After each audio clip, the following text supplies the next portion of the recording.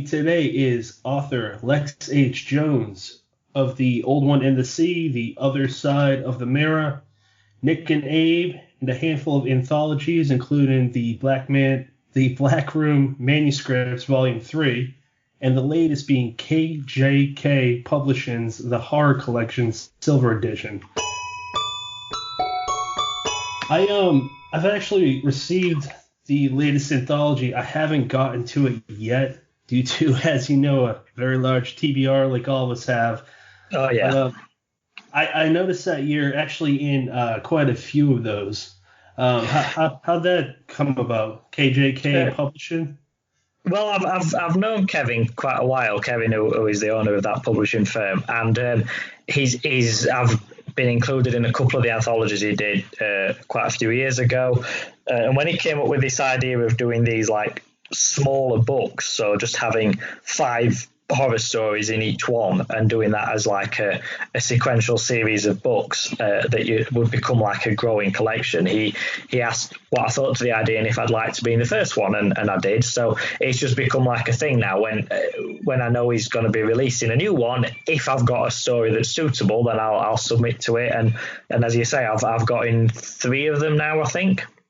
Yeah, I'm seeing the gold edition, white edition, which looks like a Christmas one. And now the silver. Yeah. Okay. So what caught my eye was actually the Master of Extreme Horror. I think it's pretty hard to argue that Edward Lee is without a doubt the Master of Extreme Horror, and he's in the newest one, Silver Edition. That's pretty exciting. Yeah, it's great. I like the contrast you get in those books because, like, my stories my horror stories are nothing like extreme horror. It's like the furthest thing away from it. My horror is a very sort of subtle, old school, almost like a Victorian style horror in that it's a lot's left up to your imagination. If there is anything gory in it, it's not described. It's much more kind of subtle and understated. So I think to have a book where you can have both of those type of stories in one collection is really great, because I think it gets a bit stale sometimes if you read a book and every story is like some torture porn thing. So yeah. I think it's quite good to break that up again. But similarly, if every story is some old-fashioned haunted house thing, that'd get a bit stale as well. So to be jumping about between the eras of horror in one collection, I do think that's a good idea. I agree. It is good to have a diverse collection. And speaking of that, so one of the first anthologies that I was ever accustomed to was Sinister Horror Company's The Black Room Manuscripts. The covers are cool looking. They always have an exciting table of contents. And the only physical copy I own is Volume 3. And I bought that when it came out before I even really knew who you were, before you and I talked. And this is a great lineup. Just to name a few, we got Paul Tremblay, Adam Neville, Guy and Smith, yourself, Ray Cluley. The whole list is great. Yeah, it's a great book, that one. It really is. I've read the first 2. I haven't read the latest one, I must admit, but I read the first 2 and the one that I'm in, and they're all really, really good collections, which when it's got that many stories in it, you don't always expect it to be that good, because I think collections are often served better for having fewer stories, because purely statistically, the more you've got, the more likely you're going to have a couple of duds in there. But the Black Room manuscripts manage to always be high quality, even though they have got such a high number of stories in them. Oh, I agree. It's pretty impressive, their entire bibliography. I've known Justin for a while too, and I don't know how he does it. I still feel like I've known Sinister Horror Company for probably since they came about in 2015, and I still kind of feel like they're underappreciated in the community as a whole. Yeah, I think that everyone who knows of them knows how high quality a company they are, and how professional and how properly they manage things like paying the authors and all that kind of thing, which is very much a problem with a lot of smaller firms. Now, I'm not going to go into the length and breadth of that, but I'm somewhat gatekeepery when it comes to that, in that I think if you can't afford to pay your authors properly, then you shouldn't be running a publishing firm. Agreed. So, I know that people say, oh, but then people can't afford to do it. Well, you shouldn't be doing it then. If you can't run your business, if you can't run your business properly, tough shit. You're not just entitled to run a publishing firm just because you want to. If you ain't got the money to do it, you don't do it. It's that simple. If people have written books for you and they have a contract that says they are going to be paid, then you pay them. That is that simple. And Sinister Horror have never, ever been a problem with that, with any of the authors. Like Justin, the owner, he'd take a pay cut himself before he'd not pay the authors. Yeah, so I agree. If you can't afford to pay your authors or editors, if you just can't afford to pay people, you're not ready. That's just how I see it too. And I think that goes for any business, doesn't it? It's not just a publishing thing. You get businesses complaining that if we paid our staff a fair wage, we wouldn't be able to run the business. Well, you think, well, you shouldn't be running the business then. You're not just entitled to have your own company. Absolutely. And I do agree. I think that Justin, and isn't it Tracy Fahey that runs Sinister Horror Company as well? Yes, quite possibly, yeah. I'm not sure of her exact involvement, and I wouldn't like to misquote, but yeah, I know she definitely helps a lot with that, yeah. Okay, I only bring her up because both of them are great people, and I've never had a bad interaction with either. And yeah, I just think that other publishers that want to start out should take a look at what they're doing and just take some notes. Yeah, definitely. I kind of wanted to ask you a little bit, not to spoil anything for anyone that might be interested in reading in the any of the Black Room manuscripts, but your short story specifically. I'm not sure if I'm not sure if I'm pronouncing this correctly, but AC43 Ron. Yeah, that's right. I, to be honest with you, it's like a written thing. I never really thought about how you pronounce it because it's meant to look a bit like a license plate or a road name.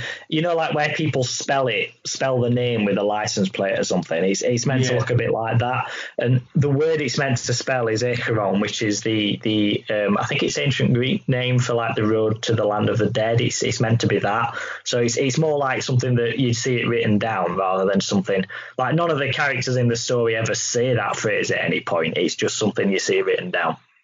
Oh, okay. I just how do I say this? It's a short story, so without getting into detail, I liked it. I just read it this morning, and because I wanted to read something else by you, and that's the only thing physical that I own. So I thought it was a short read, and for anyone that wants to kind of get a feel for you, I think it's kind of a good example. And I thought it was really funny the way I perceived your writing voice was you're as polite of a writer as you are a person. And it just came across to me as really funny because you're writing about horror and horrific things, but you're really polite in your approach.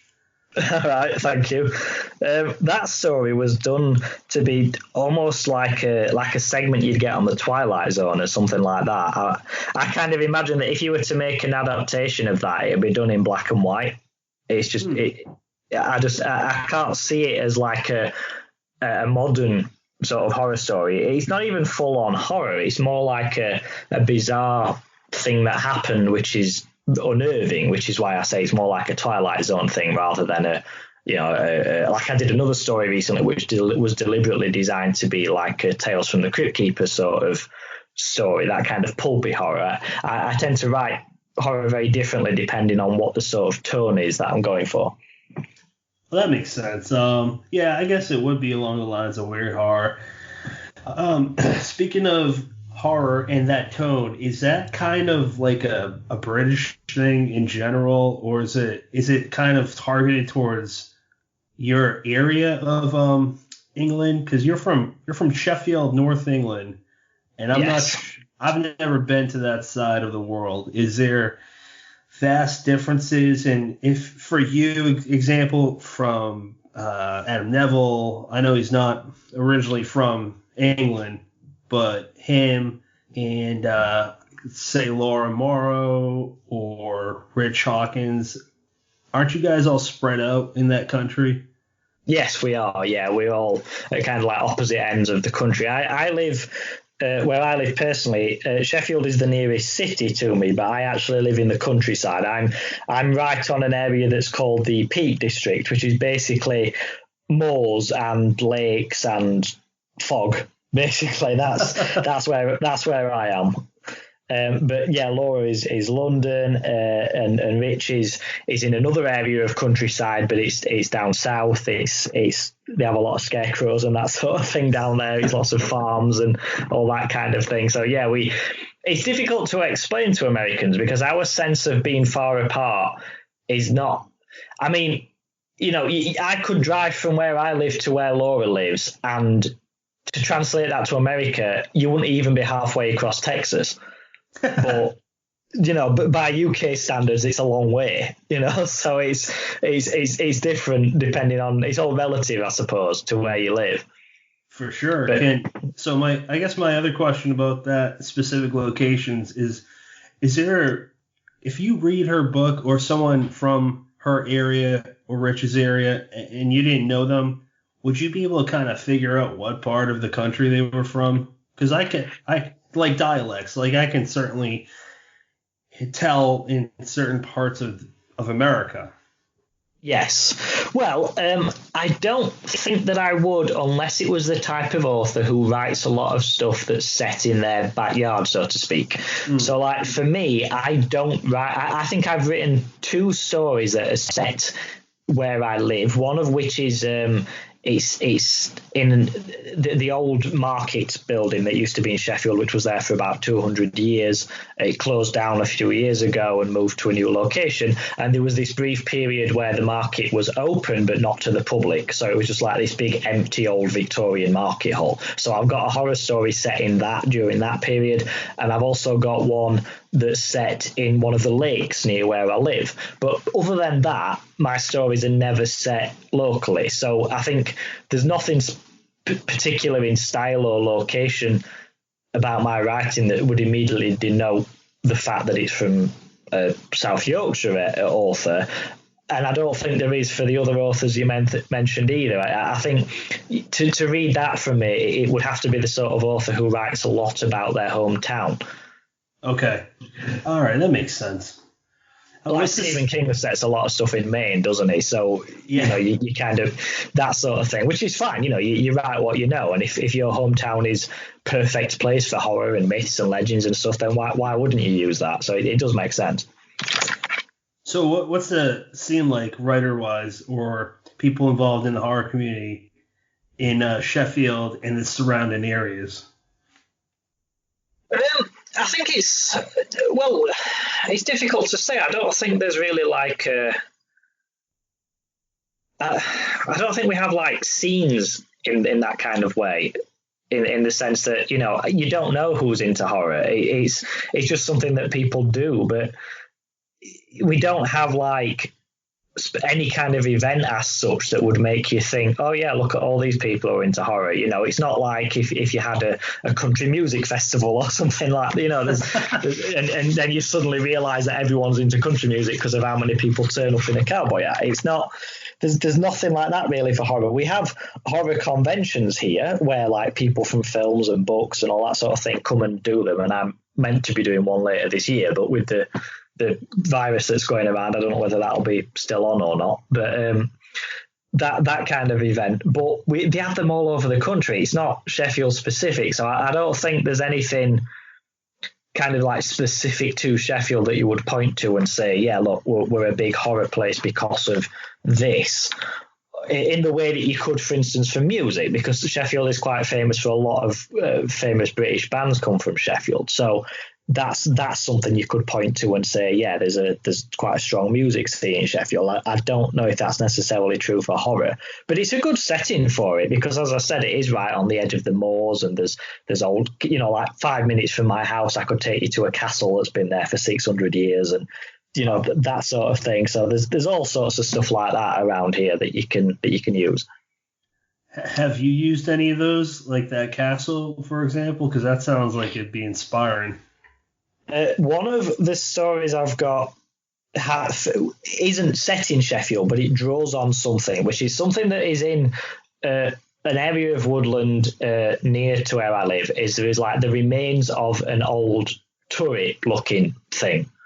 Like a circular wall, like that was at some part of something. But whatever it is has long since collapsed and submerged and land shifts and all that. So whatever it is or how long it's been there, you got no idea now. You'd need like an expert historian / archaeologist to tell you that.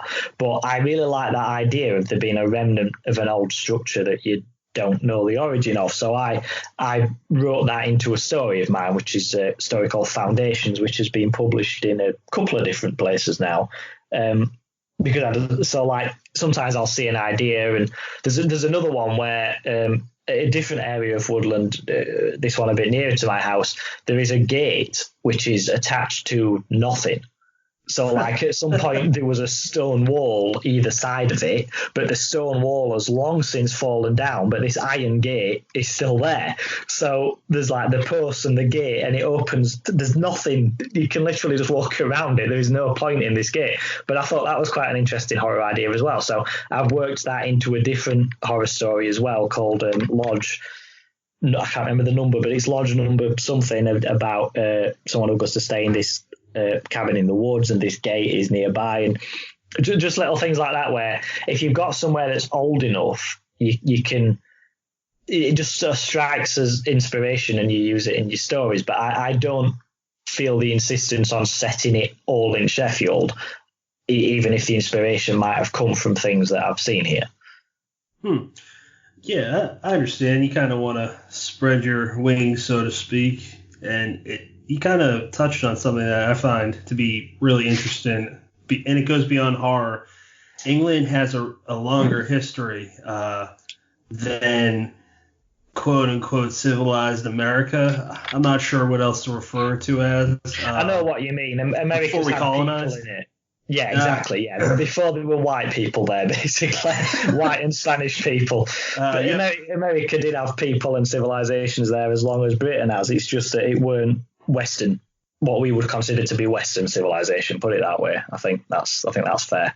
Yeah, I mean, Native Americans have been here for, God, I think it's like third. I don't know how long. It's been a long time. It's been thousands of years. But they didn't have structures like we do where, you would be able to just see an old castle or a remnant of it because they're all pretty much gone and destroyed. Yes, exactly. I do think that about a lot of your American buildings, though, in that a lot of them were made out of wood. So even the stuff that is from the beginning of your history probably won't be there for that long. Yeah. Like your old Texas, like not necessarily Texas, sorry, but like your old Wild West towns and stuff that you can still go and visit, they're not going to be there in a couple of 100 years because they're all made out of wood. And they're also, God, Texas, so they're probably only, 200 years old. Yeah, but I mean, like at some point, the castles in England were only 200 years old, but 500 years later, they're still there. Whereas these things in America that are currently 200 years old, in 500 years, they're probably not still going to be there. Oh, yeah, they'll be eaten unless they're, rebuilt with stronger material or something. Possibly, yeah. You might be able to treat the wood somehow, but yeah, because everything was built with your Western expansion. Everything was built so quickly, there wasn't time for stone and brickwork and everything. So I understand why it was done that way, but the downside of that means that you don't have many old forts and stuff like that are from the beginnings of your country. I'm actually really interested in that period, the colonial period. Yes, yeah.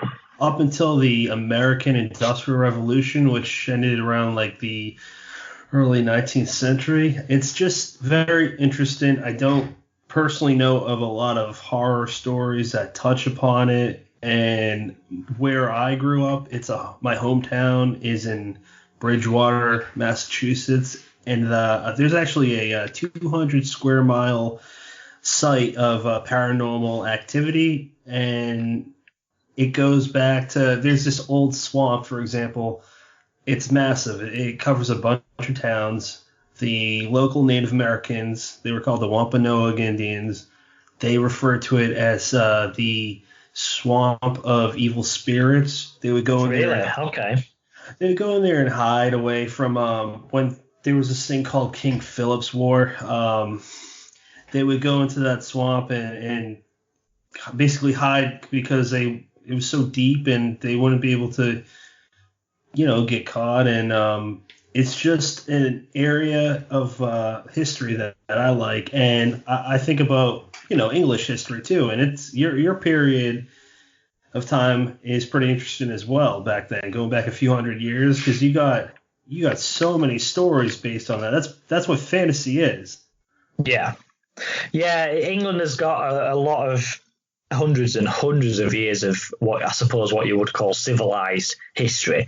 I mean, like, as you said, by the time America was being founded, Britain was already an old country with centuries upon centuries of stuff. I mean, you watch any kind of historical film, whether it's set in, Victorian era or the medieval era or the time when people like with the Dark Ages or whatever era it is, England was there doing this stuff. And there's a lot of eras, and particularly when you're telling ghost stories or anything like that, there's so much stuff you can draw upon there. Whereas if you're doing a ghost story in America, the oldest thing you could have really would be like your colonial settlers, wouldn't it? Yeah, I guess so. I like the idea of Native American gods, and I did a little research on them, and there's a lot of interesting things that you can explore. Yeah, I like the idea that I always think that's a good horror idea, that there was stuff that was being worshipped there before you arrived, and that perhaps it's still there in some respect, and it's annoyed that it's no longer being worshipped. I think that's a good idea for a horror basis as well. Of course, we've got a lot of that kind of thing here as well, because England was an old country before Christianity arrived. So there's a lot of stuff that was worshipped and forgotten about before we started deciding. I mean, there is a church in York, a city that's quite near me, and that church was a church before it got Christianity slapped on it. So it's now a Christian church, but it wasn't built as a Christian church. And I think when you go in and you look at it, you can kind of tell. You can tell it's sort of been repurposed for a newer religion, because it doesn't look at all like what you think of as a Christian church. And I always think, what used to be worshipped here? What did people used to, practice in this place? You go back 20 years or before then, it'd be really interesting to think, what if that particular religion didn't take over? Because it's practiced, I think, more predominantly than any other religion in the world. So what if that one religion didn't exist? What would be the God, quote unquote, the God? Yeah, it's interesting, isn't it? That was the Romans, though. The Romans spread that across the world as when they became Catholic. I think if that hadn't happened, it never would have stopped being something of an Eastern religion, really. Because at that point, most of Europe and the West was kind of embracing the kind of religion where, we've got a God for sky and sun, but we don't really do anything. We believe in science, and we believe in, cleaning your food and looking after yourself. And we don't have this kind of, you must follow these laws of God, and you must go to church, and you must do this, and you have these restrictions. People could be openly gay, and people didn't have to get married, and there weren't all these kind of arbitrary rules to control people's lives. And I think if the Romans hadn't embraced Catholicism and spread that across the world, we might have continued down that line, and we might have been a more atheist society before now, if you know what I mean. We might have had an extra 500 years of religion kind of being a background thing rather than the controlling force. And then perhaps we'd be more advanced, perhaps we'd be less so. There'd be some artists that would never have been inspired. There'd be some cultural movements that had never been inspired. It opens a whole area of alternate history, really, when you think some things would be better, some would be worse. It's massive amount of questions to discuss. That's a plot that I would certainly like to see. If someone listens to this and goes, "That's a good idea for a book," I would want to read that. Yeah, I would, but it's a huge area, isn't it? I mean, it is. The obvious time travel, what if you change one thing that people always say is, you go back and kill Hitler. But to be honest with you, that wouldn't have changed much, because Hitler was not just one guy. just standing there saying, I want to do this, and if you got rid of him, that's it, they've done. Someone else would have just stepped in. There were plenty of Nazis who believed exactly the same thing as he did. And if anything, it might have been worse, because if they got one in charge who wasn't insane, they might have been an even more terrible force than they were with him in charge. I agree. And if it wasn't for him, because I'm super into history. I'm a total history Not I would never call myself a historian, but I'm fascinated by World War II like a lot of people yes. are. There's this one, I don't know if it's still on Netflix. There's this one docudrama. I love docudramas, man. I like documentaries, but adding the movie aspect of it I'm just locked in. And there's this one called Hitler's Inner Circle. Have you seen it? I think it sounds familiar. I'm not sure. I'm like you, I'm massively interested in World War II, so I've watched a lot of Hitler films and documentaries and stuff, because it's always interesting when you think, how did this happen? So I may have watched it anyway. So I think that it's just so, I'm going to watch it again. It's amazing. It made me realize, I think I'd rather be on the outside of that circle than in it, because all his closest leaders or go-to guys, they were at each other's throats trying to kill each other, and some of them were trying to kill Hitler. And if you kill Hitler, I think that guy, Heinrich Himmler, the one that was in charge of coordinating all the death camps, he would have been the go-to guy. And if it wasn't him, there's someone else. Look at what happened when Navy SEALs killed Osama bin Laden. There's another guy that take his place. So Of course there is. I agree with you. Like, you kill one bad cockroach, there's a dozen more behind him. That's something that always confused me at the end of the original Star Wars films, is they kill the Emperor and that's it.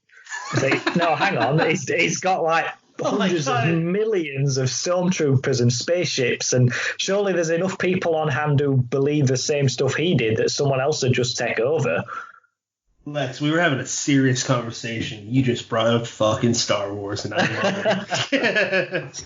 That's a. Well, I mean, the Empire is kind of supposed to be pretty much the Nazis, aren't they? For all intents and purposes. How can they be the stormtroopers? Just even the way that, like, when you watch the prequel trilogy, the way that he does actually become democratically elected, and he kind of creates problems that he then presents himself as the solution to. I mean, everything about him is Adolf Hitler. Yeah. And then, slowly removes all opposition, and he's clearly inspired by that. He's not like a villain to be admired. He's clearly inspired by one of the worst people in history. Yeah, I think hands down he's at least top three. I'm not going to say he's the worst, but he's got to, because there's been some pretty, like Vlad the Impaler was pretty bad. Genghis Khan was pretty bad. I can't think of anyone else on the top of my head, but if I looked into it, I'm sure we could name a few more. I always think you have to judge them against the time that they're in as well, because Vlad the Impaler lived in a pretty brutal time. So for him to be remembered as being awful in that time period, it must have been really bad. Do you know what I mean? This is a time when you had public executions, and people would go and watch someone being cut open and fed to rats as a public entertainment thing. So in that sort of time period, how bad would you have to be remembered as this awful human being? That's a great. I've never thought of it like that, because in my mind I'm comparing it to current events and the life. No, you can't. You can't. Society is so. People forget this when they start getting over dramatic about how the world is, but this is genuinely the kindest, gentlest, most civilized time period that has ever existed. Yeah, we're soft now. We absolutely are. I mean, like I just said, you would have a public event that women and children would go to, where you would watch someone get sliced open with spears and fed to rats and things, and that would be something you'd go and do on a Saturday morning. And, the stuff that was just considered normal and entertainment and, what you just classed as day-to-day life was so, by today's standards, barbaric, that today, with how soft we are, like you said, to be classed as horrendous, you don't have to do all that much by today's standards of morality and everything. Whereas in a period when that kind of brutality was the norm, you really would have to go above and beyond to be classed as something that history's going to remember as a monster. Oh my God, that's I mean, Jack the Ripper in 15th century wouldn't have been nothing. Because there's people doing that shit for a job, that he wouldn't have even been stood out. Right. Yeah. And talking about how life was harder. So there is a great show if anyone wants to get into another docudrama. It's the series is called The Men That Built America. The first one's about Carnegie, J.P. Morgan, just all the titans of the American Industrial Revolution. There's another one that's a quote-unquote prequel about the Western expansion, David Bowie, Daniel Boone, Lewis and Clark, Sacagawea, I believe. And the third one that came out last year definitely applies to right now specifically on this topic. It's called The Food That Built America. It's it's interesting. It talks about the guy, Henry Heinz, Milton Hershey, Clarence Birdseye, which if it wasn't for him, we would not have, maybe eventually, but he's the guy that brought in frozen food. And think about that, man. That changes everything, doesn't it? What food you can get in what places is completely redefined by the fact that you can freeze stuff. Yeah, we don't need dry ice. I mean, that's besides what we got now from modern technology, dry ice, I guess, would be the only way, but it's not as efficient, obviously. And other guys that are in that are the Mars Company and Henry Heinz. Actually, before he mastered his ketchup ingredient, they had something called catsup, and I think it's from China. But basically, it just so before there were all these rules and regulations on what you could have selling in the food industry, they had lots of claims about foods would say that this would cure this or that, or food was rotten. Yeah. Everything was not safe, and catsup would mask the rotten food. It was just watching it. It was it was so gross. So think about that. You can't even try. You literally could not trust the food that you were buying in a market. No. Well, that's because, again, with how good everything is nowadays, when you buy a food from a shop that has to have met certain requirements in order to be for sale. It's difficult to imagine a time period when that wasn't the case. And that was only 100 years ago. Yeah, it's not even that far back, is it? It just seems, again, we are so comfortable and everything now. I'm not saying there's no problems or anything. Of course there is. But when you compare it back to stuff that we just take for granted, that just wasn't there even a century ago, it's really is the best time to be alive in the history of mankind. Because, I mean, that's a question, actually. I've discussed this with friends before.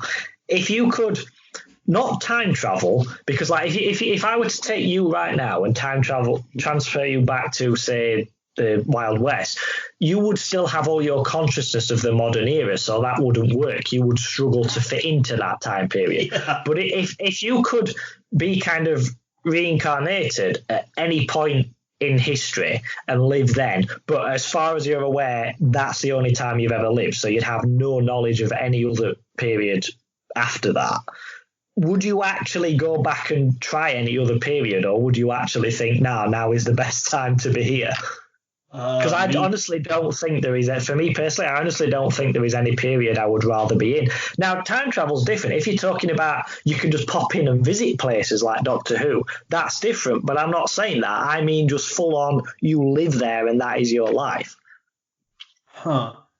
I am trying to think, and if I had to pick a time, it'd probably be the 70s or 80s, not in the 20th century, because I love that far back. But yeah, no, I love that music. Besides that, I wouldn't want to just be born in any other time period, because I love to go on eBay and buy books, or I like pursuing things in the creative field, and I want to, I'm starting this podcast, and without the capability of the internet, which wasn't this active, like the internet that we know it. So sorry to jump around, but back when I was kind of starting to really play video games was in the 90s, and I didn't have an internet adapter until PlayStation 2, and I specifically remember it being for this game called SOCOM, Navy SEALs. Oh yes, yeah. It was shit, man. Like, as you know, like not the game, but the internet connection. And I got into, in the early 21st century, Valve games such as Half-Life, Counter-Strike, Team Fortress Classic, and that started to pick up probably like 2003. So jump ahead to right now. I love where I am right now. I like the technology because I can talk to like you. You're 4 hours ahead of time from me. Like, where else? What other time period could I do that and get instant access to talk to you? Yeah, it's definitely made the world a lot smaller, hasn't it? But also, like, that's only like within the last century. Just the fact that I could say something to you, or even someone far less educated than you. I could say like, oh, in India they've got cats that are 50 foot big, and you'd say no, they haven't. That's bullshit. But if I said that to someone in 1910, they might believe that, because they haven't got television where they can watch things about giant cats in India. They haven't got the internet. They probably haven't got books. They'd have no frame of reference to disprove that. So if I'm someone who's travelled to India and they haven't, it's my word against nothing.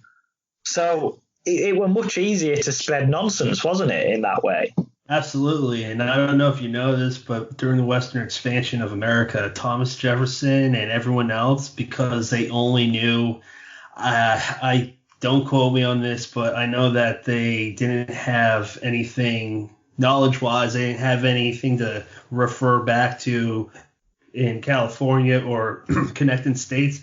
They thought legitimately that there could have been dinosaurs there back in the, what was it, like early 1800s, because they didn't know. That's interesting, isn't it? Yeah.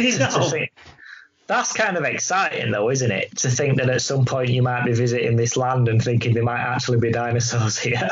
Yeah. Marco Polo, there's a book about his accounts, the first international traveler of the world, and he writes about seeing royal China, I believe it's Chinamen, that were being carted by essentially dinosaurs, and I think he was around the 1500s. So I'm not sure if there was like giant lizards or whatnot, but that's really interesting to think about. Yeah, it is. Yeah. So, yeah, it's I don't like that kind of. There's kind of a more magical. That kind of ignorance of that time allows you to tell stories. It's one of the reasons that a lot of my stories are set in the past, because I think the internet and the immediate access of knowledge kind of kills a lot of mystery with things like that. I mean, if you thought your house was being haunted, you could do a quick Google search on your phone to figure out what to do about that in about a minute and a half. It's not like the big mystery that it would have been in the 1950s or something, is it? Where you have to get the vic around or whatever. You could figure it out yourself pretty quickly with the access to knowledge that you have. Absolutely. That's why books are the best form of art, in my opinion. Is fantasy an interest of yours at all? It depends what sort of fantasy you mean. I like it where there's a jumping on point.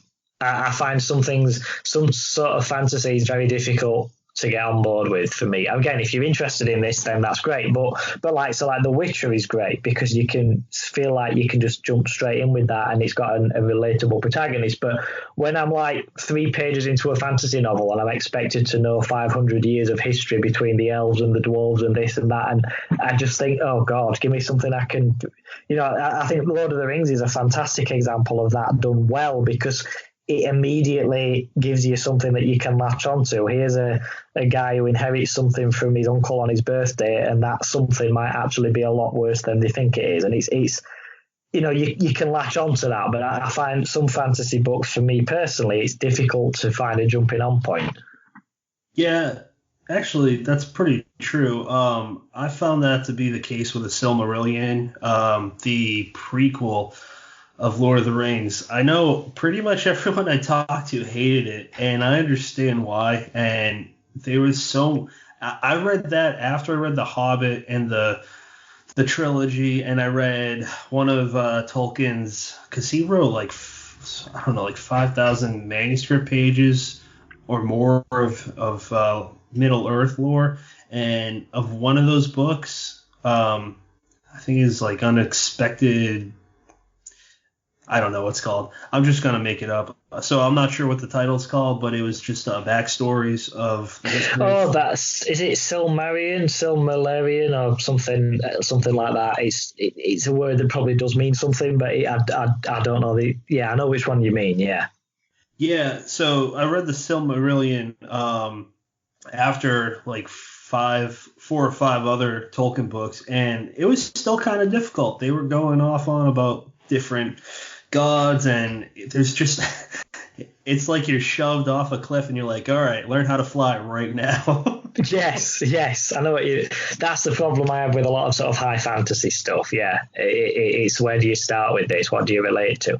Whereas if you're taking like a journey and you slowly build things up, like you do with The Witcher, for instance, where new stuff's introduced and it slowly builds on the stuff you've already got, then I find that's fine. And then in that case, I do enjoy fantasy. But yeah, I'm not a fan of that kind of where you're immediately expected to know like the entire history of this world that's not even a real place.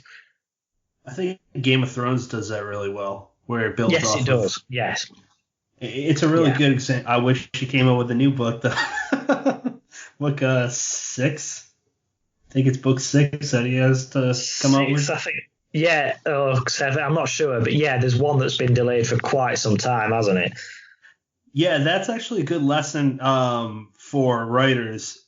Never, ever, ever say this book will come out on this date, because George R.R. Martin, and Patrick Rothfuss are 2 of the biggest names in fantasy. They're also 2 of the biggest names of what not to do on this one specific example. That Patrick Rothfuss came out with. He said that his trilogy's done. Came out with 2 books. The 3rd one was supposed to come out a while ago. Still not done. Not sure why. I don't think art should be rushed, but I also think it's a good lesson for new writers to never ever announce a predetermined date. No, I think there's so much that can happen, isn't there? Oh yeah, that might affect it. Yeah. And I think one of the issues with the Game of Thrones thing as well is that the series has finished now, and people kind of have an idea how it's going to end, even if it deviates from that a little bit. So as a writer, how motivated would you be to write that, since people already know it? I was actually going to ask you that too. Do you know what I mean? It's a bit... I wouldn't have allowed the TV adaptation to get ahead of the books if it was me, but... you can't speak for other people and how they do things, but yeah, I think that would, for me personally, that would kill my motivation to even bother writing the last book, to be honest. If it were me, and I mean, that's such a rare thing to spotlight for a writer to be in, but if it were me, I think if I knew it was, because he didn't know how many books it was going to be at first, but I personally outline books, and if it were me doing it, I think I'd outline it and I would try tackling the whole series take as many years as I have to write all the whole thing out, and then I would have something to kind of motivate me to get it done before the TV series came out. Because if a TV series ran through the entire series before my books came out, I don't think I'd want to write them. No, that's the problem I'd have as well, I think, because you just sort of almost think, what's the point? How many people are going to bother reading this now?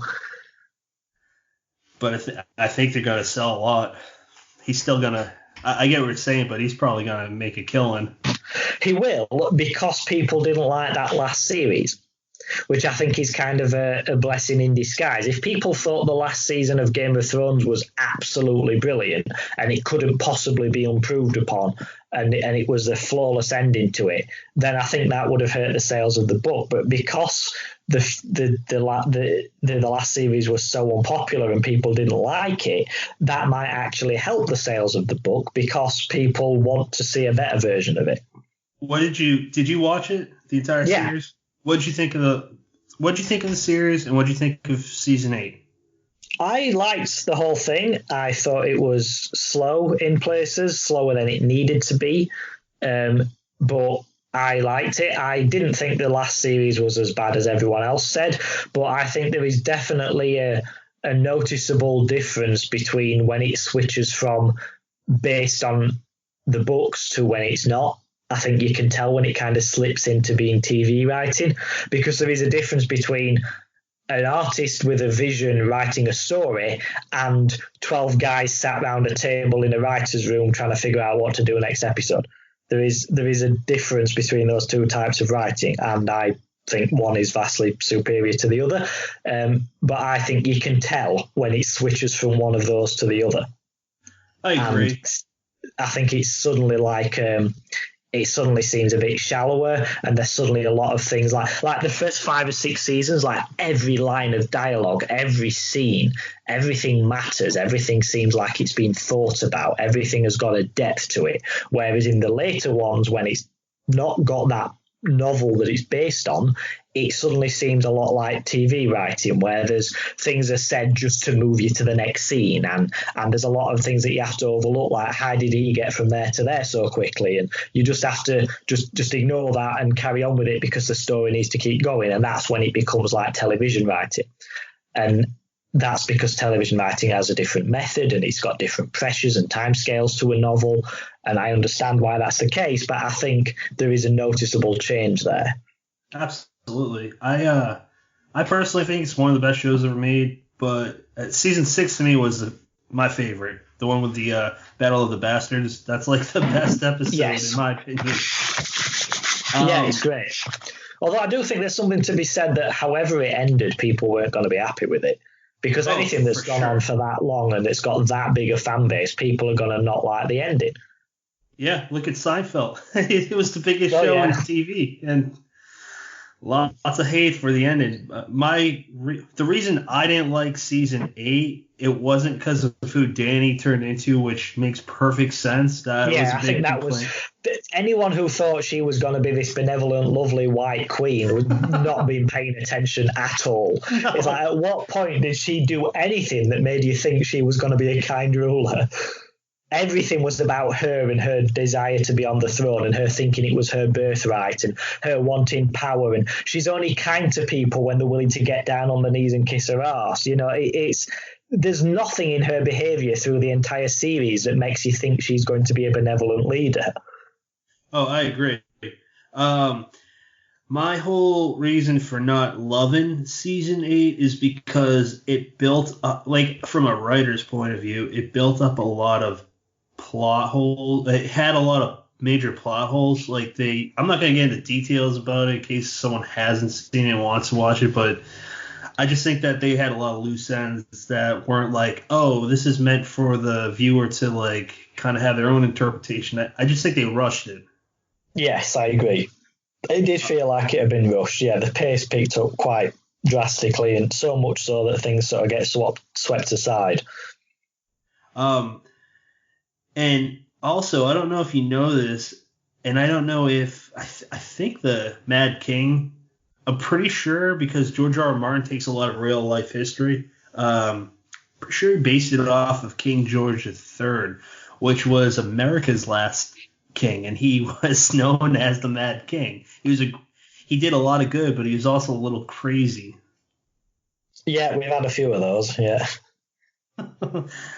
So I kind of want to move on to something that I've been wanting to talk to you about for a while. I want to save it for later towards the end of this episode. But for all those that haven't heard me gush about The Old One in the Sea, and I didn't even plan on talking about The Hobbit before this. I claim it to be as good as The Hobbit in the sense where it's not your book, The Old One in the Sea, is not a fantasy, but they were both intended for children. Yeah. They're both just as enjoyable for adults. I can imagine myself as a teenager loving this because it's so fun, and it does what the Chronicles of Narnia does for me anyways. It makes me feel like a kid, and it sucks me into that story. And even if I'm not having a bad day, like, who doesn't want to be happier? And that's what it did for me. Well, that's very nice of you. Thank you. Yeah, how has your feedback been on the book? All good, yeah. I've not had anyone say they didn't like it. I've had a few people say things like, "Oh, I don't think you should do Lovecraft for kids," and but those are the same sort of people who don't like when you get a new version of Superman or whatever, and that's fine. There are purists out there who are like, "No, it's perfect as it is. There's no point in changing it." And yeah, that's fair enough. You can feel like that if you want, but I personally disagree. I think you can. I mean, even if you don't like the latest adaptation of something, that's fine. It's not taking away the other one that you do like. So you can just read the original Lovecraft books if you want to stick to that and not like any of the other adaptations of it, and that's fine. It's not robbing you of it. But yeah, that's the only kind of negative feedback that I've had from it is people who are kind of purists about what you should and shouldn't do with Lovecraft's ideas. But otherwise, it's been amazing. Yeah, people really liked it. I'm really happy to hear that. I actually heard that idea when I first saw it being advertised with Ginger Nuts of Horror. I was like, I love Lovecraft, the author. I don't know if I'd like him as a person, but I love him. That's something we have to deal with a lot of people, artists now, isn't it? Yes. But I love him as an author, and his stories, it's so crazy. He doesn't really have a novel. I think his longest story is like 40,000 words, and he's just so brilliant, and he's so addictive, and his stories are so, in my mind, kind of perfect, and it makes sense how it evolved into how inspiring he is today. And I didn't like the idea of Lovecraft being turned into a kid's book at first, because I thought, well, if I saw his creatures on a film, they'd probably be cartoonish and silly.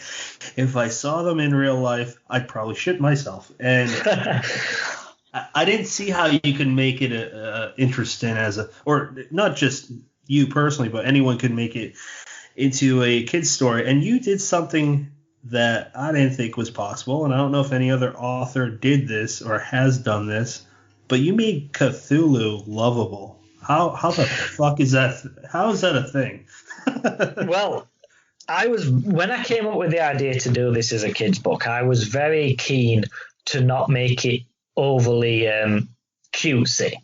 Like, there are already kids' versions of Cthulhu where it's like, he's got the massive googly eyes and he poops rainbows or whatever, and I think, yeah, that's fine. That's fine. As I said before, all adaptations are valid if that's what the inspiration you take from it. But I didn't want it to be something like that.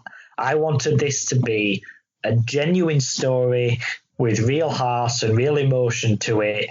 And yeah, Cthulhu's a little bit cuter than he would be normally because that is the nature of the story. But I didn't want it to be cutesy and silly and like a toy that you'd buy from a Japanese shop. I didn't want it to have that element to it. It still needed to be a kid's story in the vein of something like The Iron Giant or something like that, where it's an actual story with actual characters, and it's not just silly things going on.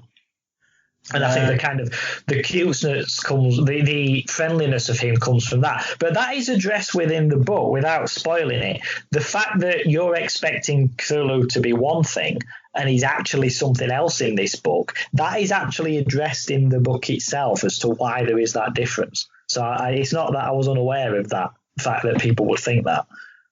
Actually, yeah, you made Ginger Nutsafara McLeod made a intro. And then you made an intro. And I think that was beneficial. I'm not always a fan of intros because sometimes not necessary, but for this book, it was very beneficial because you address like what we talked about previously, that the purist is just for adults because you're talking to children and you're like, that's okay. Basically, it's our little secret that this is really Cthulhu. And here's the insider point of view as to why he's different. I thought that was really smart. Well, thank you. Yeah, I thought that was just necessary to point out. But again, when you get to the end of the story, it does actually say that why there is that difference in versions of him. So it is covered in there. Oh, I remember, and I thought that was a good approach too. Because anytime you change a popular character. Like, just think about any of the Marvel characters that have been changed, or the Gunslinger in the Dark Tower series, how it was portrayed by black actor. Yeah, by black actor, and I saw people up in arms. Like, I don't know, but I think actually you do this too. But I like to address who the person is, as opposed to go into details about what they're wearing or what their hair color or skin color is, because I'm going to connect with like, I don't care what they look like. I'm going to be friends with someone who they, based on who they are. Yeah, I think the only time you have to address that kind of thing really is if race is an important aspect of their character. Yeah. Yeah, that's true. But if it's not, so, like, two obvious examples within pop culture. So, Superman, right? Superman could be black. There's no reason he couldn't be. Right, he's an alien. He's an alien who looks human, crash lands on a farm, and is raised by a human couple. Superman he's traditionally displayed as being white, but he could also be black. He could be half caste. He could be Indian looking. He could be Asian looking. It doesn't matter at all because his race is in no way relevant to his character. Now, for Batman, I would argue he needs to be white because his background is that he is from an old money American family, and they're going to be white. They're not going to be black. It wouldn't be realistic at all to say that the Wayne family is black. The only way you could get around that is if you said that Bruce was adopted. And that would then be adding a whole other element in which isn't traditionally there. But unless you do that, I would argue that Bruce Wayne generally needs to be a white guy. That's interesting. Huh. Because it's important to his character. Yeah. Not that it matters what colour Batman's skin is, but just because race history in America being what it is, you don't have any old money black families. That's a good point. Yeah, I think objectively you're right. One thing that I did want to cover before we jump off to another topic for The Old One in the Sea. It's illustrated by Liam. Is it Pays? Yeah. So Liam Pays Hill. He nailed it. Well, I know you guys are friends. I've talked with him quite a bit. How did you guys meet? We met through a mutual friend of ours who's he's a musician, and Liam's also a musician when he's not doing comic books and artwork and stuff. And we met through him, just not specifically for this project, but just sort of became friends. And then I liked the artwork and stuff that he did, and then I thought he'd be a good person to ask when I decided that I wanted this book to be illustrated. And we spent a year or so going back and forth over designs and getting it just right. And he just immediately seemed to get exactly what I was talking about when I described what I wanted from these images and what I didn't want from these images. And he just immediately seemed to pull from what I was trying to say, which is great, because something I think you do sometimes get with artists is that they draw what they want to draw, regardless of what you've told them in the brief. And I think, no, this is illustrations for my book. It needs to look like my characters. You know, if you don't want to do that, don't take the commission, you know. But he just nailed exactly what I wanted him to do. And like, almost like perhaps a second attempt at it, it was exactly what I'd pictured, which is deliberately not too detailed, not too... And that's intentional, because I think, you know, with children's books, not necessarily where you get artwork, but even from the front cover, where it annoys you because the way they've drawn the characters isn't how you picture them. Mm.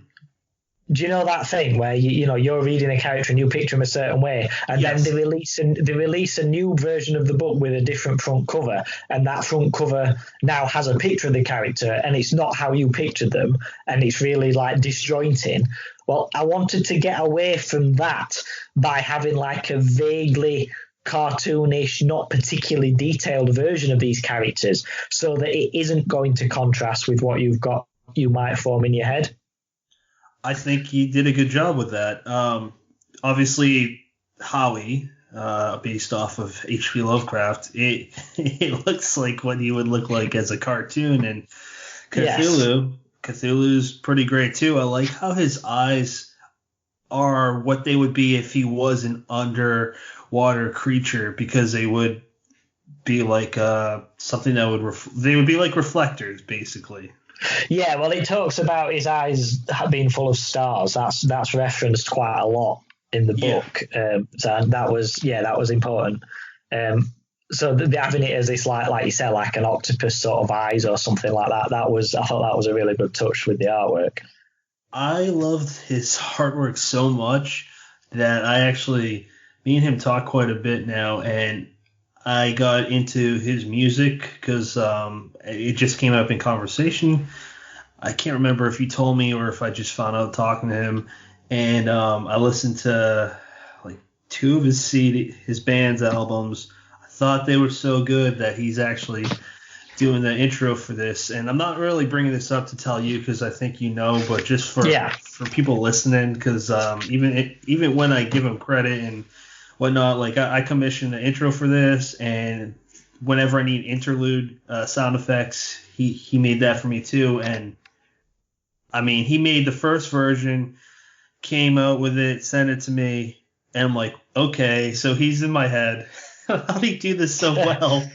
Yeah, he's really, but it's because he listens. He listens to what it is that you said you wanted, and then he goes and applies his efforts to creating what you've asked for. And I think that's so important when you're doing something for somebody else. It might not be what you would want to draw, but ultimately you're not drawing it for yourself. You're taking on a commission, so you need to listen to what you're being asked to do. And he's brilliant at that.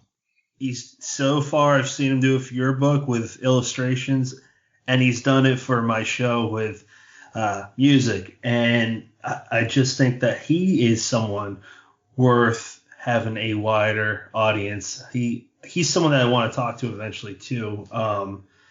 But I know you and me appreciate him, and he's also fun. He's also real nice and funny. And he's lovely. He's a lovely guy. Yeah, I'm regularly round at his house, or he's here. Yeah, he shows just hanging out, not doing work stuff. Just right. Hanging out. He showed me a hilarious picture of you and him, and I'm gonna fuck up the part, but I think he said something like Alice in Wonderland themed. I'm going to fuck up the name. What do you remember? Do you have any idea what I might be referring to? I'm not sure. We've had a few. Was it a costume party? It wasn't. You guys were at some outdoor park. There's statues. Oh, yes. Right. Yes. I know which one you mean. We're both riding on the back of a wooden bow. Yeah. There's this place in... Yeah, I remember that one. There's this place in... near where, about an hour away from where we live. It's called the Forbidden Corner, and it's basically like loads of mazes and puzzles and strange little follies and things.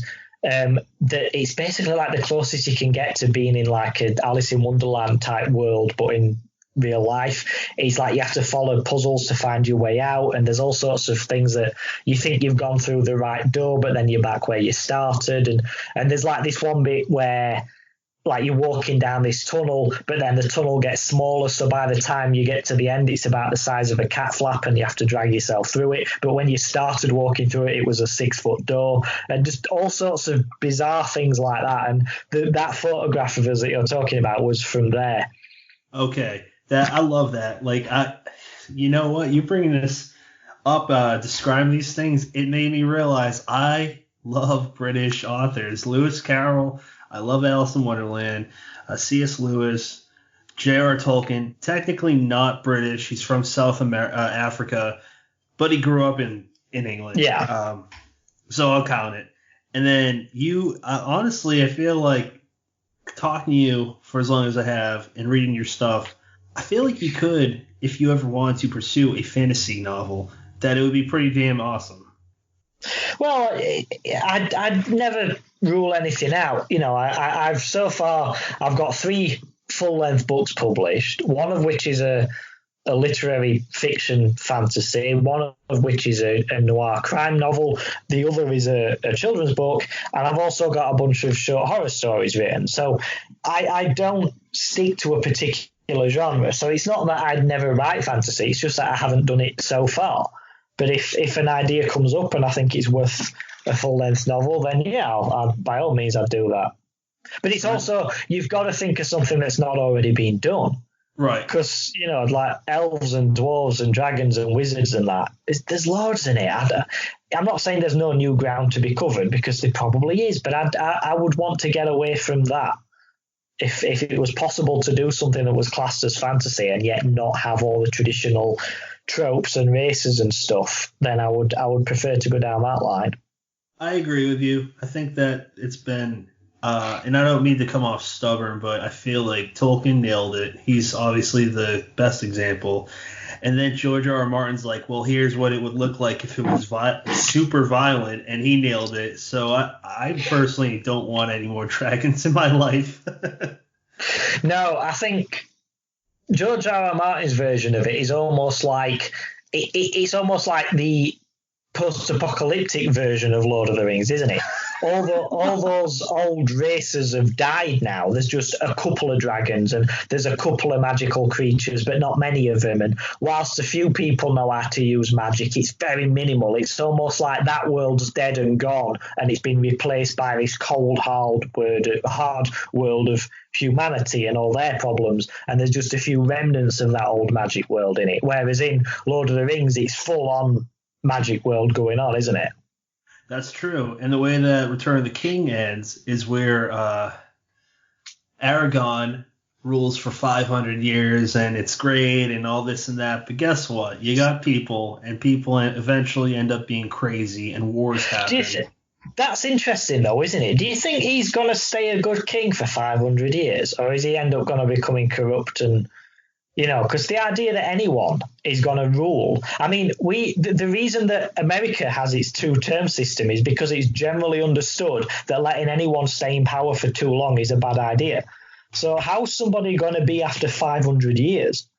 That was, I watched on an interview, that was Martin's one, besides not having a religion in Lord of the Rings, his other biggest complaint was that the way it ended, saying that he ruled for 500 years. He goes, so what happened to all the other orcs that didn't die, or all the other bad things that didn't die? And to go to your point about the first president, it was up to George Washington, really. I mean, if he wanted, he could have had the Washingtons been the one and only a royal family, but he was smart enough to know, like, this isn't going to work if I do this, because we'll have a repeat of what happened. Yeah, what's the point? What's the point in getting away from a entrenched system of rule and ruling families and then replacing that with a new one as soon as you start somewhere else? I mean, to be honest, that's a political debate, but I would argue that America's kind of fallen into that trap now anyway. The idea that anybody can become president is not really true anymore, is it? You've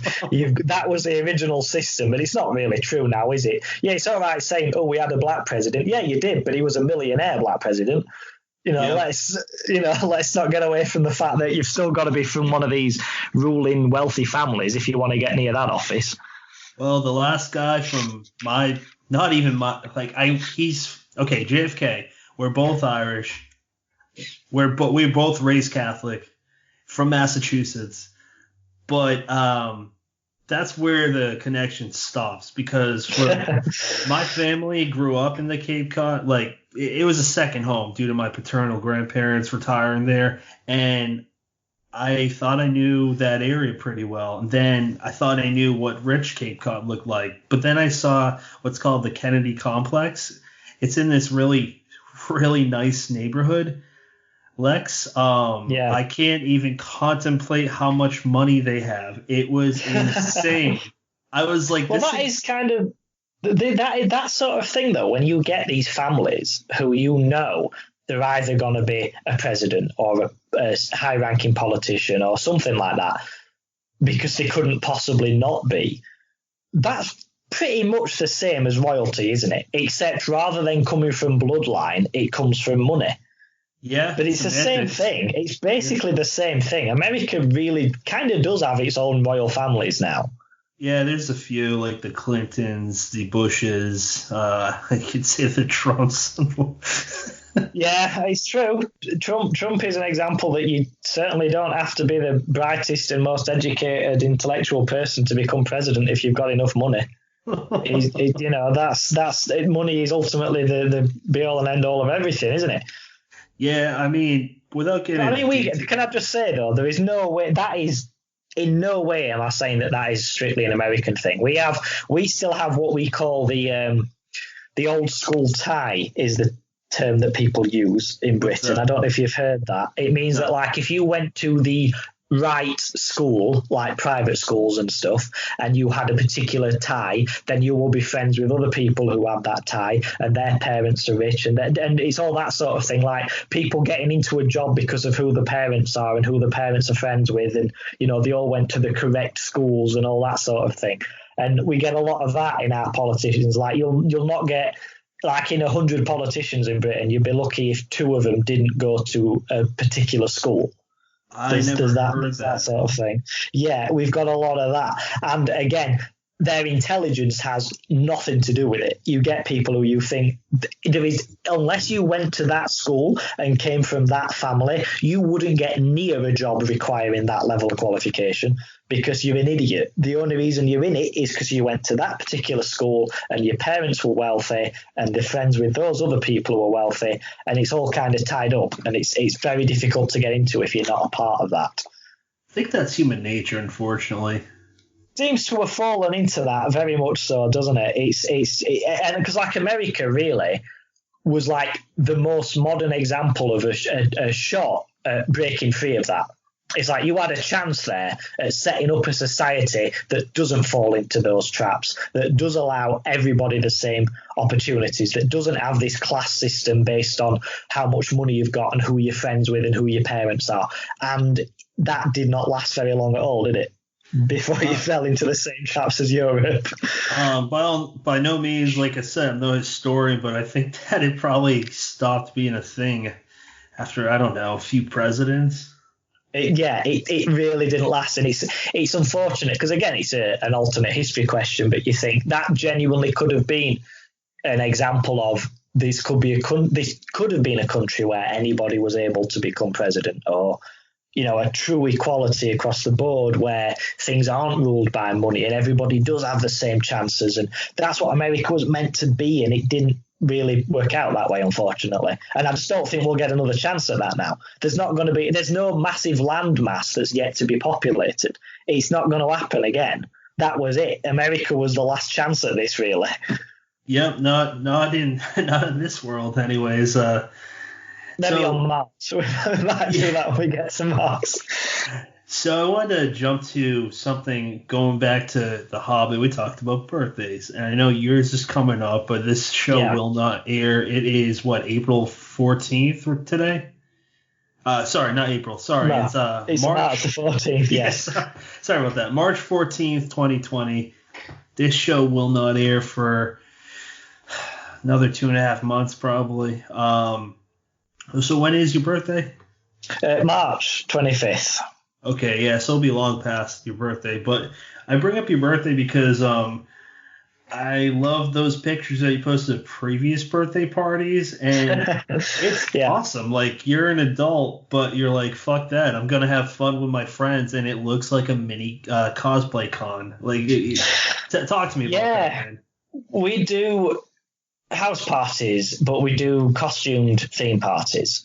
And the theme has been things like comic books, it's been sci-fi, it's been obviously Halloween, we do horror, and it's been medieval stuff, it's I can't even remember all the different ones, Disney stuff, also video games, and this time we're doing cartoon characters, and the reason we started doing that really was because I found it to be a great icebreaker, because my friends I have quite an active social life. I'm not one of those people who 90% of their friends are online. I genuinely do have about 40 real life friends who I see on a regular basis. So, but they're all from different areas of my life. I've got some that are old school friends, some that are college friends, some that are friends from jobs that I no longer work at, some that are friends from jobs where I work now, some that are just friends I've met along the way and friends of friends and all that kind of thing.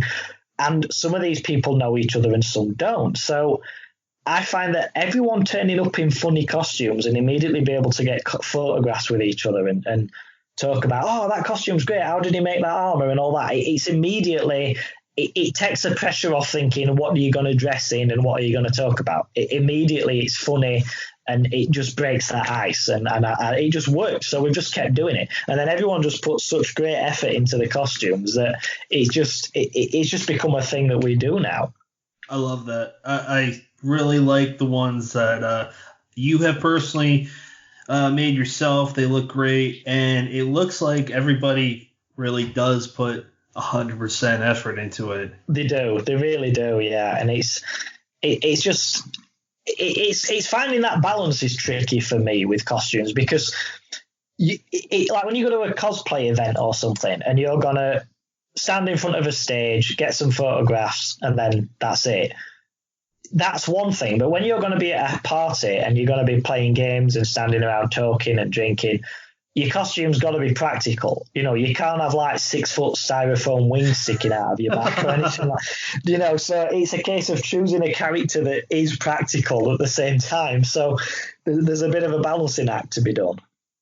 Yeah, that's a good point. Imagine someone with big ass wings just turning, oh, how's it going? What happened over there? Knock people over. Yeah, exactly. But I also like to decorate the house according to whatever the theme is. Just because I think that's quite fun to do as well.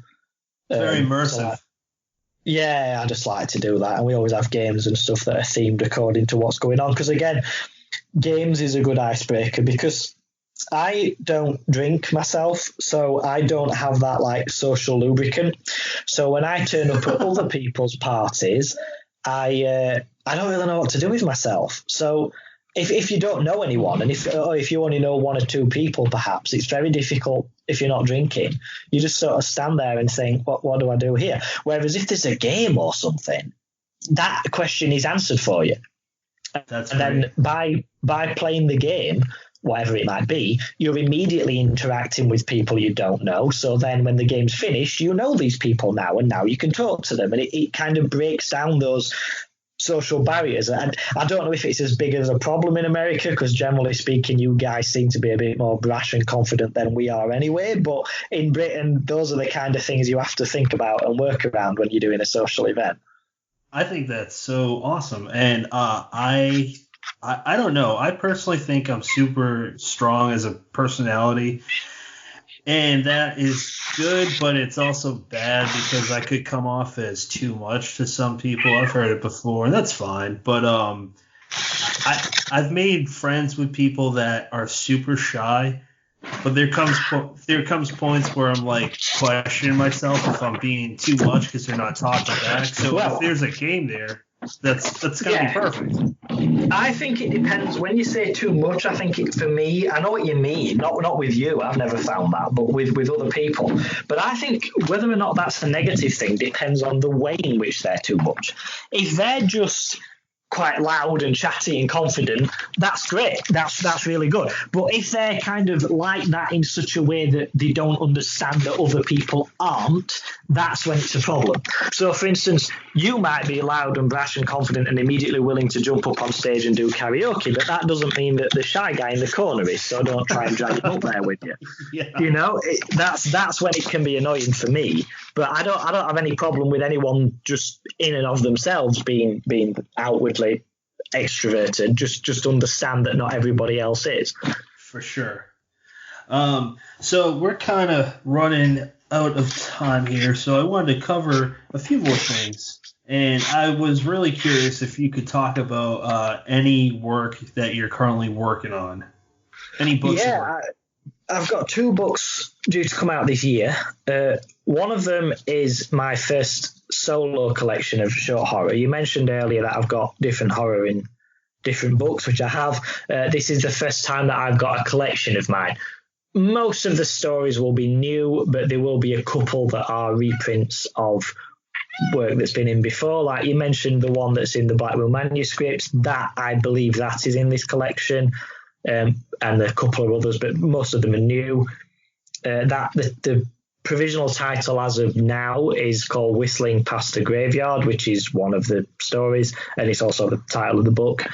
I'm not at this stage now as we record this. I don't know when that's due to be out, but that's one of them. And the other book, which is due to come out sometime this year, is an occult detective novel that I've written. It's actually part of a series. I've been working on it for about 10 years now, but I managed to find a good publisher for it finally. And that's called The Final Casebook of Mortimer Grimm. And that is about this detective in Victorian London whose name is Detective Chester Harkins. And he's got the ability to see aspects of the world that normal people can't see, like he can see ghosts and demons and that sort of thing, but he doesn't want to. He never liked it. He's kind of spent most of his life drinking and taking drugs to block this out because he has no interest in it. But then at the very start of the book, something happens which forces him to use it, and after that he decides he's going to learn more about it. So he contacts an occultist who can help him learn about it, but it turns out this occultist, whose name is Mortimer Grimm, is actually dead and he's a ghost, but he can't move on because the thing that got him killed is still out there. So Harkins says, right, I will help you solve that thing that you were working on so that you can move on, and in return you're going to teach me everything you know about this sort of supernatural side to London. Now, Harkins himself is very different to your traditional Victorian detective. He's not stupid, but he's not like highly intelligent intellectual like a Sherlock Holmes sort of character. He's much more street smart. He's from the poor east side of London rather than the richer side of it. He's more likely to break someone's teeth to get his answers rather than studying how they've tied the shirt buttons up. You know, he's much more rough and ready and hands-on as a detective, which is unusual to see in Victorian literature, so I thought that'd be a bit different. And yeah, that is the first in a proposed series, and it set in late Victorian London, and it follows the two of them traveling around investigating cases of ghosts and werewolves and demons and witchcraft and all sorts of stuff. Oh, well, thanks a lot, Lex, because now we have to add both of those to my DVR. Yeah, sorry about that. Honestly, they both sound really exciting. The collection you showed me the cover, and I think it's just so cool. It kind of looks like a book where you would find how to garden, which sounds. Yes. No, I know what you mean. It doesn't sound like that. Yeah, it doesn't sound like something you would have in a traditional horror book, but it works. No, but I didn't want the traditional horror book cover because I'm like, oh, it's going to be black and have a skull on it, isn't it? You know, I just thought there's too many of that. Let's do something else. Let's have something else. And the design that they came up with was fantastic. So I like. I won't describe it because it might change by the time the book's out. But as it stands at the moment, I really like what they came up with and how that looks. I think it sounds great. Your detective book, I want to read that too. Is it too soon to know who the publisher is? No. The publisher for that one, for the detective one, is a UK firm called Sterling Publishing. They're not traditionally a horror publisher, but they wanted to do some dark fiction. And my type of horror, as we mentioned earlier, is not like a brutal, extreme sort of horror. So this actually fit exactly what they wanted. I think if it was a brutal, torture porn sort of horror, they wouldn't have taken it, because they're not that sort of publisher. This is a mainstream publisher who, you know, you can buy their books in actual bookshops and they do literary fairs and all that kind of thing. It's like a traditional quote unquote publisher who I wouldn't usually expect to get any of my work with one of them, to be honest, but this just happened to fit the sort of thing they were looking for when they were looking for it. So it was a massive stroke of luck, really. That's awesome, exciting, and congratulations. Thank you. Yeah. I was curious also, what books are you currently reading? Oh, I've got a pile on the side of my bed. I alternate. I've got a pile of novels and a pile of comic books because I read a lot of Batman stuff and I also buy a lot of the old. I'm not too fond of the modern Marvel stuff. I found that it's got a bit convoluted, and every time I can pick up an issue of Iron Man and I don't understand it because I need to have also read the last 6 months worth of Thor and Spider-Man and Doctor Strange and Captain America. The films are getting a bit like that. I must admit, the films are getting a bit, you know, I love the Marvel films, but the amount of homework you need to do now to understand the latest ones is getting a bit big. You know, but so Marvel, I kind of struggle with the new ones, but I like the old ones, whereas DC, I just read Batman. But I've also got a pile of for Christmas and my previous birthday, my girlfriend bought me a load of old 1970s and 80s collections of horror stories. You know, like the mass market paperbacks that you used to find on newsstands, that kind of thing. Yeah. She got a load of them off eBay for me, so I've been working through just the kind of stories that they were published once in that book in 1978, and you've never seen them again since. So unless you own that book, you'll never read that story. It's all that kind of one. So because, you know, like if you buy one of Stephen King's collections or whatever, there's probably about 50 printings of that, whereas these ones, it's like a one and done. So you either buy this book or you never read it again. So there's a load of stories there which you knew I would never have read before. So I've been working through a lot of them. I gotta know, if you don't mind, I'd like to, after this or sometime later on, send me some of those titles, man. I'd like to look them up. Absolutely. I'll send you a photograph of them, yeah. That'd be great. I said it before about your girlfriend when she got you that watch, Edgar Allan Poe watch. She's a keeper. Yeah, she's good. She's actually a special effects makeup artist herself. No kidding. Yeah, she's worked with the guys who did Doctor Who and Harry Potter and stuff. So that's what she does. So she's good to have for the costume parties because she can do all the prosthetics and stuff. Wow, that's pretty cool. Are you reading anything else that you wanted to talk about?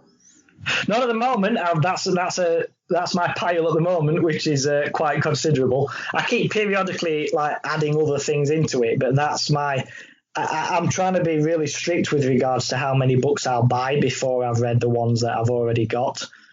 Because otherwise I find that you end up owning books for about 10 years before you get to them. That's funny. Me and my wife, we love to go to thrift shops, and we actually bought a bookshelf for $20, like an old library one. Yeah. I filled it up, man. I filled it up with history books. I filled it up with horror books, a lot of Stephen King, and that was before I found out, really dove into the indie horror scene. And yeah. Since I became a reviewer, I've just gotten so many books that I just had to say I'm done for right now, taking any more on. And I've even gotten to the point where I have two TBR piles. One is my immediate TBR pile, and the other ones are books that I will definitely get to. But would you like me to tell you what some of them are? My immediate pile. Yes, please, yeah. All right, so I'm finishing up. I'm on the very tail end of reading Laurel Hightower's Whispers in the Dark. I wanted to read that. It'd be impossible for me to read everything of all the people I'm going to meet at Scares That Care, but Laurel's one of – it's like you and her, and there's a few people that I'm sorry, but there's some people that are my favorite, and she's one of them. She's awesome, and I wanted to read her book before I met her. It's so fucking good, man. It's a ghost story. Nice. It's also a mix of it's got some romance in there, but it's a point of view of a female SWAT sniper. And it's not your traditional horror book. And that's all I'll say about that, but it's worth your time. And the next few are me and one of my friends, a contributor for Deadhead Reviews.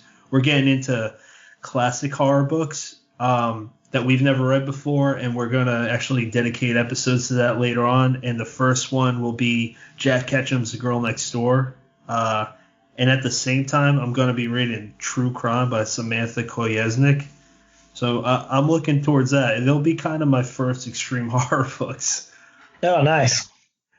And then just a couple more. I got Devil's Creek by Todd Kiesling. That comes out in June 16th, so I'm going to read it before then. And then I don't know if you've heard of Michael Clark. Yeah. Yeah, man. So he's got 2 books out. They're getting a lot of great buzz. He sent me those 2 first books, and the first one's called The Patience of a Dead Man. That and Devil's Creek, they're both 400 pages, but they both look great. So I'll let you know how they are if you're interested. Yes, please do. Yeah. Sounds like we both got our hands full for reading. Yeah, definitely. Yeah, it's. I always like to have a full reading pile, but I am just trying to keep it manageable. Otherwise, there's stuff that I know will just never actually get read, and that's not fair if I've already bought it. That's what I'm nervous about going. So I'm going to my first convention later this summer, Scares That Care, and I actually know a lot of people that'll be there, and there's a lot of books that are going to be being sold, so I have to limit myself because I don't want to take them on, and especially being a reviewer too, because I want to review all these people that I really like their books, because I just like them as a person, which is why I get into books now. I like the person, and this is why I'm doing the podcast. I want people to get to know you and other artists, because I feel if you like the person, you'll probably like their books too, more than likely. That might be so stupid to some people. That's how I am. Yes, of course. Yeah. So we're pretty much at an hour and a half, man. Wow, that's fun. Yeah. Is there anything else you'd like to talk about? I don't think so. I think we've covered. You wanted to speak about a children's book, and we've done that. We've spoke about what I've got coming and everything. So I think we've covered a lot of ground. Well, for anyone that's new to you, I really hope that this inspired them to buy at least one of your books, and I can't speak highly enough about it. The Old One in the Sea is by far, of every book I've read, I'd say that's a top contender. It's worth your time. Thank you. Absolutely. If you're a librarian listening to this, it's worth putting in your library.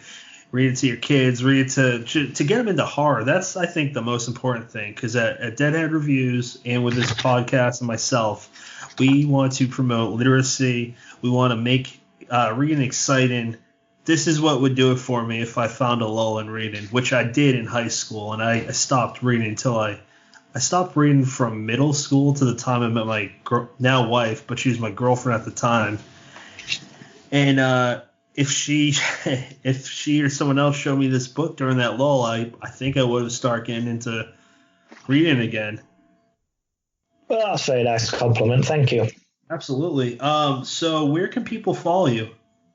I'm on Twitter at Lex H Jones, and I put all the news I've got about writing on there. I'm also my Amazon page. If you just search for Lex H Jones, all my books can be bought through there. You can get them in most other bookshops as well. All my books are traditionally published and they're available in paperback or hardback, and one of them's even available as an audio book. So you can get them other places as well, but Amazon is generally like probably the easiest place where there's like a central hub for them all. Yeah, I'd say so. That has your whole bibliography. Yeah, exactly. Yeah. Even if you want to look at them on Amazon and then buy them from somewhere else, you can do that. Yeah. You know what? I had a great time talking to you, and I would love to have you on another time. Maybe after maybe after one of your books comes out this year, or after both of them. Yeah, come of out course. And I read them. Yeah, that'd be great. Yeah. I would love that. Well, it's been a pleasure, and this is actually going to be the inaugural episode, so I am pumped. And I think that you wanted to be a guest on this show when we first talked, inspired me to go through with it. So for that, I thank you. Yeah, very welcome, and thank you for having me on. Absolutely. You have a good day, man. You too. Thank you very much. All right. Bye-bye now, everyone. Bye. We are in your mind. We are all around. You are now leaving Dead Headspace.